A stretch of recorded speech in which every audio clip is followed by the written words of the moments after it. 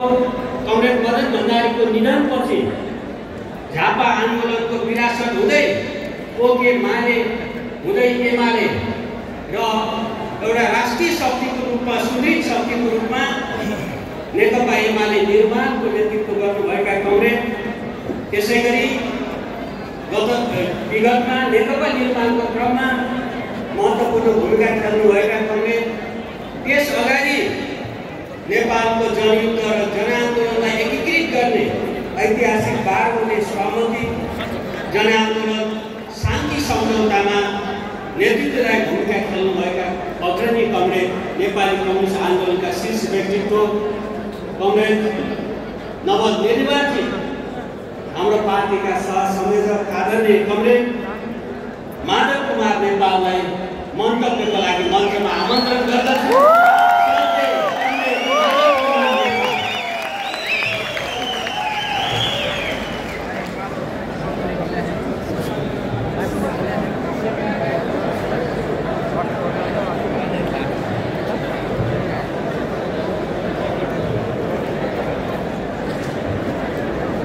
पूरा हल टनाटन भरेको म देख्दैछु। जम्मै कुर्सी पनि तपाईँहरू टोरे लाग्ला भरेको म देखिरहेको छु। तपाईँलाई विशेष धन्यवाद छ। आज हामीले एउटा ऐतिहासिक काम सम्पन्न गरेका छौँ र अर्को ऐतिहासिक कामको सुरुवात गर्न गइरहेका छौँ। एउटा नयाँ पार्टी नेपालको कम्युनिस्ट आन्दोलनको विरासत बोकेको, कम्युनिस्ट आन्दोलनको आदर्शलाई पछ्याउँदै अगाडि बढ्ने सङ्कल्प बोकेको, नेपालको राजनीतिको आशा भरोसाको केन्द्रको रूपमा उदाउने हैसियत र सम्भावना बोकेको नेपाली कम्युनिस्ट पार्टी को आज घोषणा गरेका छौँ। नेपाली कम्युनिस्ट पार्टीका कमरेड संयोजक पुष्पकमल दाहाल प्रचण्डज्यू, मञ्चमा आसीन सबै नेता कमरेडहरू, भर्खरै घोषणा गरिएका केन्द्रीय समिति लगायत केन्द्रीय निकायका कमरेडहरू र उपस्थित सबै घटकसँग सम्बन्धित यो एकता अभियानमा जोडिनुभएका सबै घटकसँग जोडिनुभएका सबै क्रान्तिकारी कार्यकर्ताहरूमा स्वीकार गर्नुहोस् क्रान्तिकारी लाल श्राम परिवार। तपाईहरुले थुप्रै नेता कमरेडहरूको विचार सुन्नुभयो, अभिव्यक्तिहरू सुन्नुभयो र मलाई लाग्छ त्यसलाई मनन पनि गर्नुभएको होला। आजको यो कार्यक्रमले, यो राष्ट्रिय एकता राष्ट्रिय सम्मेलनले, नयाँ पार्टीको घोषणाले सिङ्गो राजनीतिमा, नेपाली राजनीतिमा एउटा तरङ्ग पैदा गर्ने मैले देखेको छु। कम्युनिस्ट आन्दोलनमा मात्रै होइन, नेपाली राजनीतिमा पनि त्यसले नयाँ तरङ्ग पैदा गर्नेछ। हामी नेपाली जनताको आशा भरोसाको केन्द्र बन्नेछौँ। त्यसमाले हाम्रो अग्नि परीक्षा अब सुरु हुनेछ। जनताले हामीलाई निहालिरहेका छन्। पुरानै पार्टीको नयाँ रूप हो या नयाँ तन्त्र बोकेको पार्टी बन्दै बनेको हो, जनताको मनमा यो जिज्ञासा रहेको छ। त्यसमाले जनतालाई हामीले विश्वास दिलाउन सक्नुपर्छ। यो पुरानै पार्टीको रूप होइन। पहिलेका पुराना पार्टीहरूमा, हाम्रै आफ्ना पार्टीहरूमा रहेका कमी कमजोरीहरूबाट मुक्त भएर कमी त्रुटिहरूको समीक्षा गरेर त्यसलाई सुधारेर एउटा नयाँपन दिएर देशभक्तिको नमुना बनेर परिवर्तनको संवाहक भएर समाजको रूपान्तरणको अगुवा भएर र क्रान्तिकारी चरित्र बोकेका योद्धाहरूको पार्टी हामीले बनाएका छौँ भनेर जनतामा विश्वास दिनुपर्ने आवश्यकता छ। सिङ्गो पार्टी कार्यकर्ता पङ्क्तिमा विश्वास दिनुपर्ने आवश्यकता छ। सबै राजनीतिक दलहरूमा यो सन्देश पुर्याउनु पर्ने आवश्यकता छ। हामीले आशा गरेका थियौँ अझै केही वामपन्थी घटकहरूलाई संसदले लान सकिन्छ कि भनेर हामीले प्रयास पनि अगाडि बढाएका छौँ, बढाएका हौँ पनि, बढाएका छौँ पनि र अझै पनि हामी आशावादी छौँ। केही घटकहरू हामीसँग फेरि अगाडि बढ्नुहुनेछ। म यहीँबाट आह्वान गर्न चाहन्छु उहाँलाई, अब ढिला नगर्नुहोस्, समयको आवाजलाई बुझ्नुहोस्, जनताको चाहनालाई बुझ्नुहोस्। उनीहरूले एकीकृत कम्युनिस्ट पार्टी खोजिरहेका छन्, क्रान्तिकारी पार्टी खोजिरहेका छन्, त्यही पार्टीबाट आशा भरोसा गरेका छन्। त्यसो भएको हुनाले आउनुहोस्, एकीकृत भएर नेपाली कम्युनिस्ट पार्टीमा एकीकृत भएर अगाडि बढ्ने छिटोभन्दा छिटो निर्णय गर्नुहोस्। तपाईँलाई हार्दिक स्वागत रहनेछ। हुन त एउटा शब्द निकै लोकप्रिय छ, बृहत वाम एकता। शब्द जति सुन्न गर्न प्रिय लाग्दछ, व्यवहारमा हेर्नुभयो भने अब कुन कुन बाँकी होलान् भन्ने कुरा, कुन कुनसँग सम्भव छ हो भन्ने कुरा अलि राम्ररी विश्लेषण गरेर हेर्नुभयो भने तपाईँ धेरै बाँकीसम्म पाउनुहुने छैन। तर बाँकी वाम समूहहरूसँग पनि हामी अर्को प्रयास अगाडि बढाउने सुन्नुका छौँ। किनभने तपाईँलाई थाहा छ हामीले देशको राजनीतिमा जनताको मन र विश्वास जित्नु छ भने देशका समस्याहरूको पहिचान गरेर त्यो समस्यालाई हल गर्नका लागि अगाडि बढ्नु छ भने सबै देशको शक्तिहरूलाई गोलबन्द गर्ने जिम्मेवारी पनि हाम्रै हो। देशको सार्वभौमिकताको पनि रक्षा, स्वतन्त्रताको रक्षा, स्वाभिमानको रक्षा, देशको हितको रक्षा गर्नु छ भने सबै इमानदार देशभक्तहरूलाई हाते मार्ग गर्दै अघि बढ्नका लागि उत्प्रेरित पनि गर्ने र सँगसँगै लिएर जाने काम पनि गर्ने हो। त्यसै गरी देशका सबै समाजवादी शक्तिहरूलाई, परिवर्तनका हिमायतीहरूलाई हामीले अगाडि बढाएर लाने उद्देश्यका खातिर हामीले विभिन्न मोर्चाहरूको निर्माण गरेर त्यसको माध्यमबाट पनि अगाडि बढ्ने सहकार्य गर्न होस् या मोर्चा बनाउन होस्, यो संविधानको रक्षा गर्नका लागि, गणतन्त्रको रक्षा गर्नका लागि, संघीयताको रक्षा गर्नका लागि, संघीयताको पक्षमा, गणतन्त्रको पक्षमा, संविधानको पक्षमा भएका राजनीतिक दलहरूलाई पनि हाते मालो गर्दै अगाडि बढ्नका लागि हामीले नै पहल गर्ने हो। यसरी हामी सहकार्य गर्नेछौँ। विभिन्न शक्तिहरूसँग मोर्चा बनाउनेछौँ। विभिन्न शक्तिहरूसँग एकीकृत हुनेछौँ।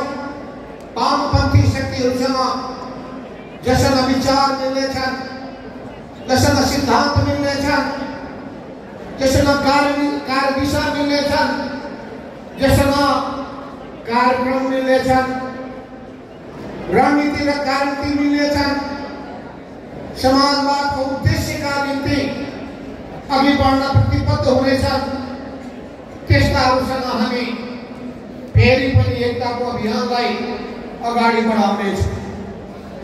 त्यसो हुनाले हामी सानो दायरामा बस्न चाहँदैनौँ। संकीर्ण सोचका साथ अघि बढ्न चाहँदैनौँ। कसैलाई त्यतिकै बन्देज पनि गर्न चाहँदैनौँ। आग्रह पूर्वाग्रह राखेर चल्न पनि चाहँदैनौँ। त्यसो हुनाले हामी फराकिलो सोचका साथ देशका सबै सकारात्मक शक्तिहरूलाई गोलबन्द गर्दै अघि बढ्न चाहन्छौँ। हामी देशमाथि आघात गर्नेहरू, देशघातीहरू, विदेशीहरूको दलाली गर्नेहरू, विदेशीहरू हितको निम्ति लागि पर्नेहरू, त्यस्ताहरूसँग कुनै हिसाबले पनि सम्झौता गर्ने छैनौँ। त्यसै गरी संविधानका विरोधी, गणतन्त्रका विरोधी त्यस्ता शक्तिहरूलाई पनि हामी कुनै मोलाहिजा दिने छैनौँ। यो देशलाई प्रतिगमनको दिशामा लिएर जाने त्यस्ता कुनै पनि प्रयत्नहरूलाई हामी विफल बनाउनेछौँ। त्यसो हुनाले हामीले कार्यकर्ताहरूलाई मात्रै गोलबन्द गर्ने होइन, यो पार्टीको मूल जिम्मेवारी देशभरिका जनतासँग एकाकार हुने हो। हिमालमा, पहाडमा, मधेस तराईमा, प्रदेश प्रदेशमा, जिल्ला जिल्लामा, त्यसपछि विदेशमा रहेका नेपालीहरूको बीचमा हामीले पुग्न सक्नुपर्छ। उनीहरूको मन र विश्वास जित्नुपर्छ। युवा पुस्तालाई हामीले विश्वास दिलाउन सक्नुपर्छ। एउटा खुसीको कुरा म सुनाउन चाहन्छु।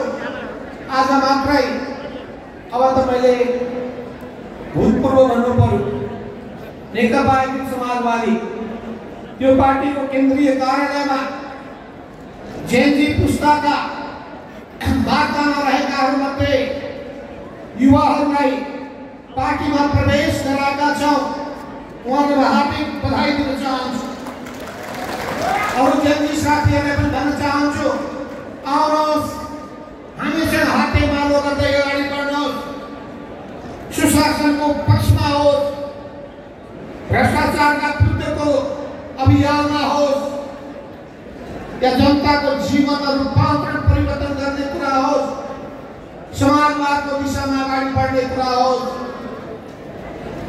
समाजमा रहेका सबै विकृति विसङ्गतिका विरुद्धमा, राजनीतिमा देखा परेका विकृति विसङ्गतिका विरुद्धमा जुझ्ने कुरा होस्, ती सबै कुरामा तपाईँहरूसँग हामी हातमा हात मिलाएर सँगसँगै अगाडि बढ्न चाहन्छौँ।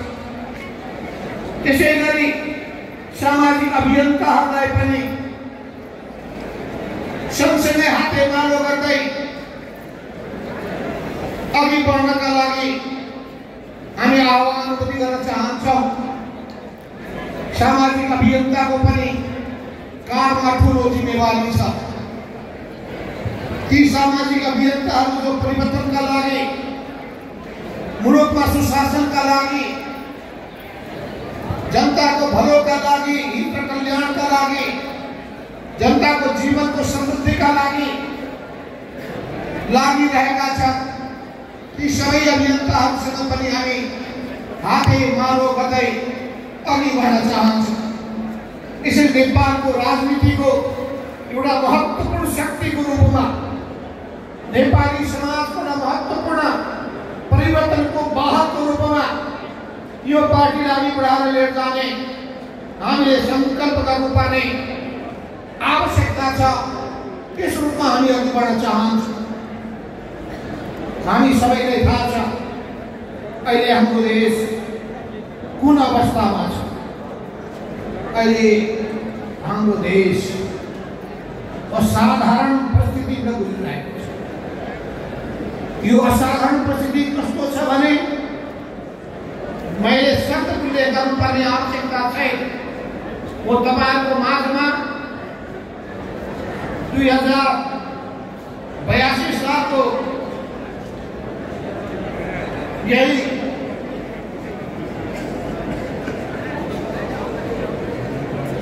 अस्ति भर्खरै भदौको 27 गते राष्ट्रपतिज्यूले जारी गर्नुभएको एउटा वक्तव्यको केही अंश सुनाउन चाहन्छु। उहाँले भन्नुभएको छ अत्यन्त असहज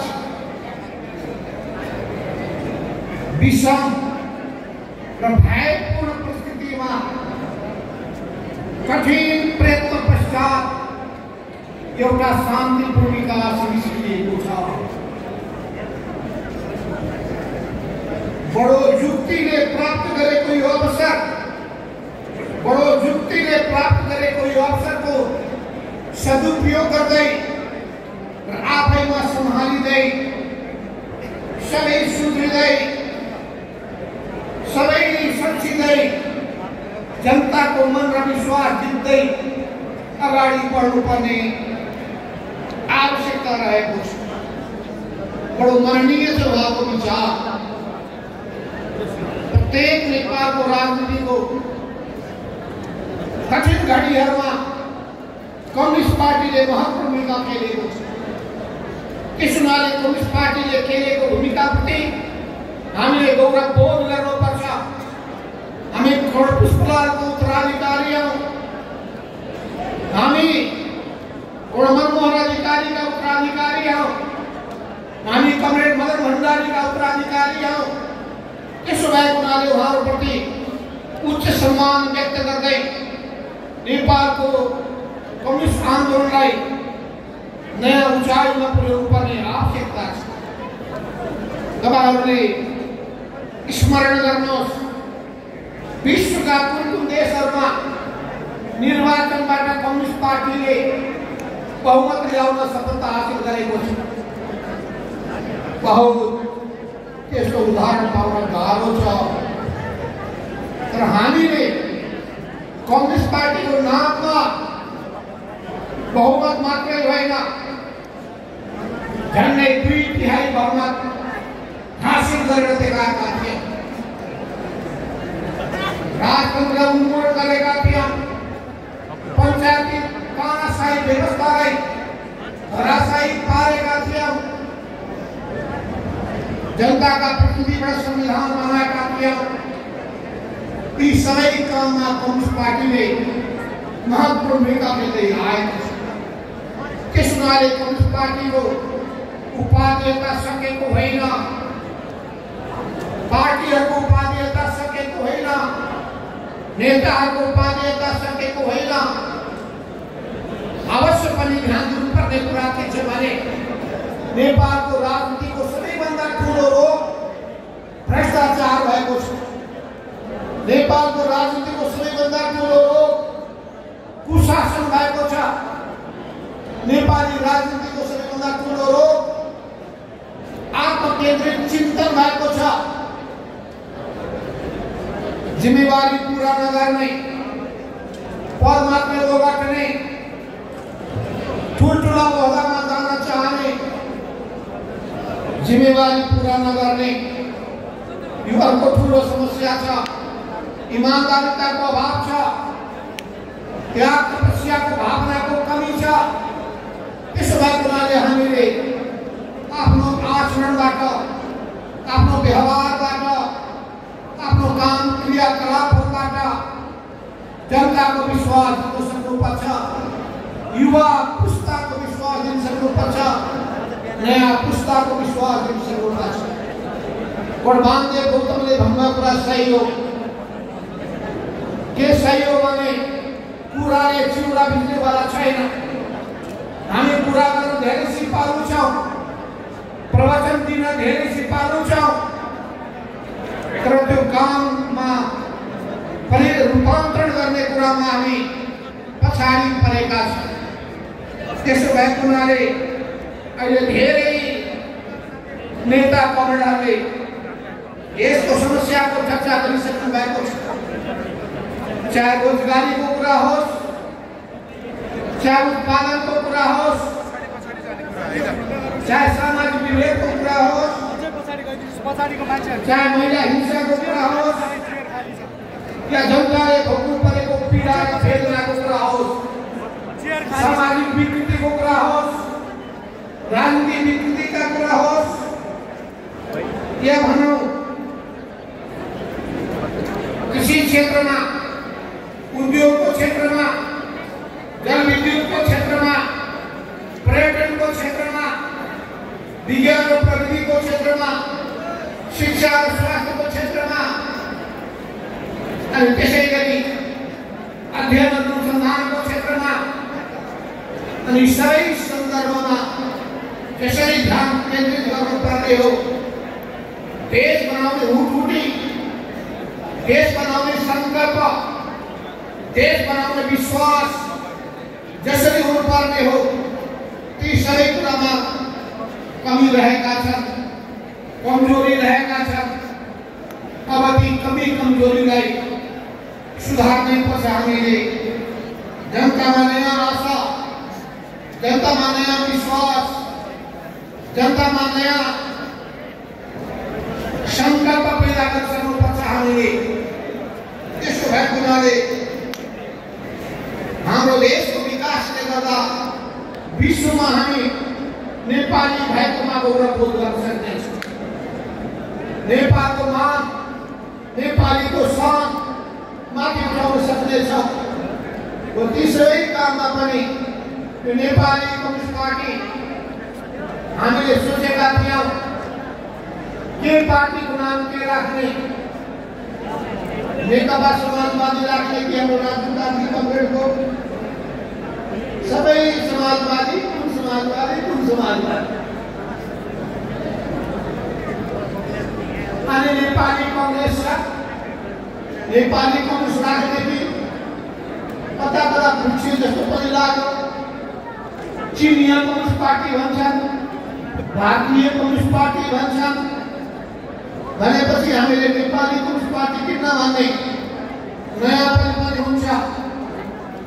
तारा चम्किलो, तारा चिन्ह नलिने प्रयास सत्रपछि हामी यो दुईटा निष्कर्षमा पुगेका। लागि समाजवादको व्याख्या भइसकेको छ। समाजवादका पनि अनेक थरी कुराहरू भन्छन्, हामी बहस गर्दै गरौँला।